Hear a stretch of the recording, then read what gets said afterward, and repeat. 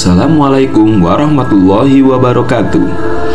Sahabat Busro Islam, sejumlah keraguan tentang Islam telah muncul sejak dahulu, mulai dari meragukan Nabi Muhammad SAW sebagai Nabi. Ajarannya pun dianggap tidak masuk akal, sampai kisah dalam Al-Quran dianggap hanya dongeng belaka. Ternyata keraguan itu masih ada sampai sekarang, termasuk soal pasukan gajah yang menyerang Mekah. Keraguan itu muncul karena anggapan bahwa gajah tak bisa hidup di gurun pasir. Tapi benarkah demikian? Tonton video ini hingga akhir agar tidak sesat.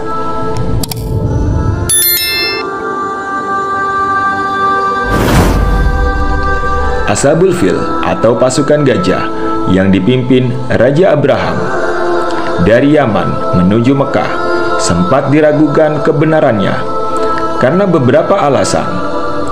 Alasan pertama, soal kemampuan bertahan hidup gajah di negeri Yaman yang tandus, tak ada sungai dan danau. Ditambah lagi curah hujan yang hanya 30 cm per tahun, makanya tak mungkin tumbuh tanaman hijau yang bisa dijadikan pakan gajah. Kemudian soal jarak Yaman ke Mekah yang kurang lebih mencapai 1000 km. Kalau dibandingkan dengan kecepatan gajah yang hanya bisa menempuh jarak 2,5 km per jam, pasukan Abraham butuh waktu selama 40 hari agar bisa sampai ke Mekah. Bisa dibayangkan berapa jumlah makanan yang harus disediakan oleh Raja Abraham untuk belasan gajah perang yang membantu penyerangannya. Ditambah lagi, mereka berada di daerah yang kelembapan udaranya rendah dan temperatur tinggi. Asal-usul penyerangan yang diinisiasi oleh Abraham adalah kecemburuannya pada Mekah dengan adanya Ka'bah yang banyak dikunjungi para pelancong dari penjuru Arab, baik untuk melaksanakan ibadah maupun sekedar ziarah saja. Mereka berencana menghancurkan Ka'bah agar para pelancong tidak lagi ke sana dan lebih memilih datang ke Yaman. Mereka pun sudah membangun gereja megah bernama Al-Halis untuk menyaingi Ka'bah. Bahkan Abraham sudah menghias sedemikian rupa agar orang tertarik datang ke sana. Tapi tetap saja banyak orang lebih memilih datang ke Mekah. Mereka berpikir bahwa ziarah tidak akan pernah lengkap jika tak ke Mekah. Makanya Raja Abraham mengambil langkah menyerang dan menghancurkan Mekah. Dialah yang paling di depan di atas pasukan gajahnya. Mereka berjumlah kurang lebih dari 60.000 pasukan. Saat sudah ada di dekat kota Mekah, tepatnya di daerah Mohammas, Abraham mengirimkan utusan kepada Abdul Muthalib yang saat itu sebagai pemimpin Mekah. Beliau pun memberitahu para penduduk bahwa Mekah akan dia serang. Sayangnya, mereka tidak bisa melakukan apa-apa karena pasukan Abraham saat itu dikenal sangat kuat.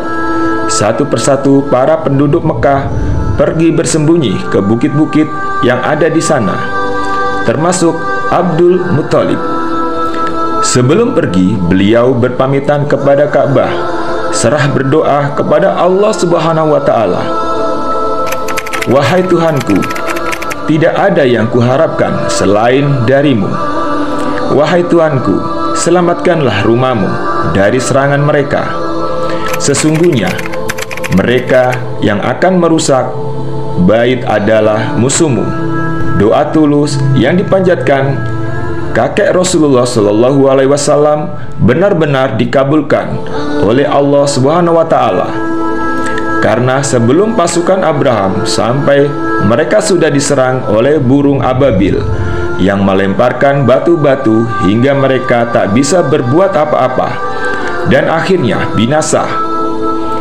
Penyerangan burung-burung ababil tersebut diabadikan dalam surat Al-Fil ayat 1 hingga 5. Tidakkah engkau Muhammad perhatikan bagaimana Tuhanmu telah bertindak terhadap pasukan bergajah Bukankah dia telah menjadikan tipu daya mereka itu sia-sia, dan dia mengirimkan kepada mereka burung yang berbondong-bondong yang melempari mereka dengan batu dari tanah liat yang dibakar, sehingga mereka dijadikannya seperti daun-daun yang dimakan ular.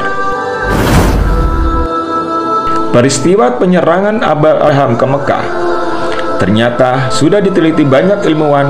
Pertama kali penelitian dilakukan pada tahun 1951. Sekelompok peneliti dari Universitas Katolik Leuven, Belgia datang ke Saudi Arabia atas undangan dari Raja Saudi Arabia Abdul Aziz bin Saud yang saat itu berkuasa. Mereka diundang untuk melakukan penelitian ilmiah terkait sejarah bangsa tersebut. Sebelum Islam datang, para peneliti itu pun menemukan prasasti yang menyebutkan nama Abraham. Prasasti tersebut dinamai Prasasti Moraigon yang ditemukan 395 km sebelah tenggara kota Div. Prasasti itu pun diterjemahkan Alfred Felix Labeston, Profesor Laudian Bahasa Arab Oxford, dan menemukan nama Abraham disebut salah satu penggalannya berbunyi, "Setelah peristiwa ini, Amir bin Al-Munzir bertemu dengan Abraham dan setuju untuk memberikan tawanan dari Al-Munzir ke Abraham karena Al-Munzir telah mengangkatnya sebagai gubernur. Maka Abraham kembali dari Kiban dengan kuasa Sang Maha Pengasih. Hal ini pun dijadikan sebagai bukti adanya penyerangan pasukan gajah Abraham ke Mekah oleh para cendekiawan. Orang yang pertama kali mengemukakan ini adalah salah satu anggota ekspedisi bernama JMS. Setelah prasasti tersebut diterjemahkan dalam bahasa Prancis, hal ini pun kemudian diamini oleh Vialog, Jerman, Franz Aldein, dan Notstill setelah menerjemahkan ke dalam bahasa Jerman. Tapi namanya ilmu pengetahuan bisa punya perspektif berbeda. Laudin, seorang profesor kajian Sabah di Oriental Study of the Russian Academy, mengatakan kalau prasasti Moraigon tak punya hubungan dengan penyerangan pasukan gajah Abraham, karena dari tahun kejadiannya penyerangan tersebut terjadi pada tahun 570, sedangkan prasasti Moraigon ditulis pada tahun 547 Masehi. Penelitian tentang prasasti tersebut ternyata masih berlanjut pada tahun 1987, tapi dilakukan oleh Abdul Munin Al-Hasaib, seorang egiptologi di Universitas Alexandria, Mesir.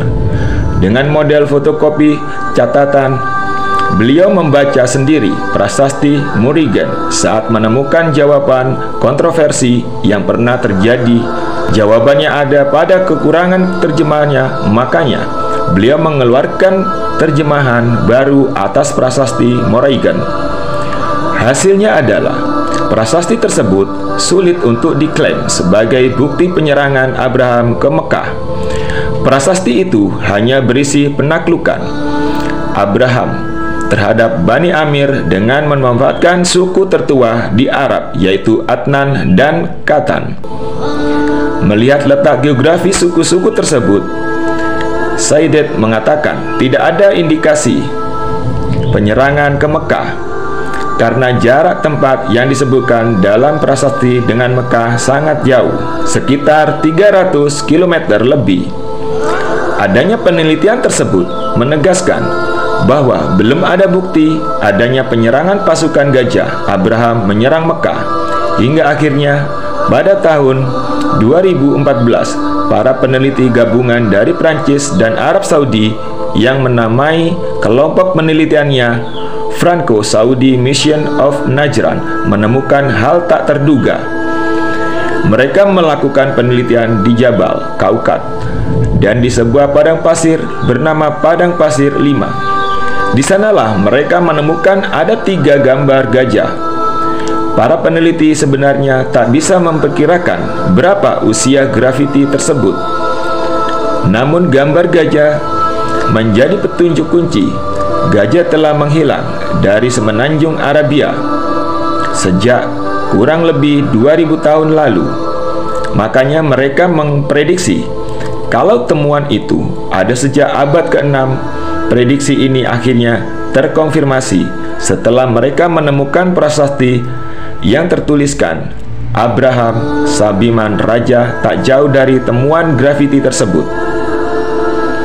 Temuan-temuan tersebut pun dikumpulkan dan dianalisis. Para peneliti menemukan bahwa kemungkinan pasukan Abraham melakukan rencana penyerangan pada 565 Masehi.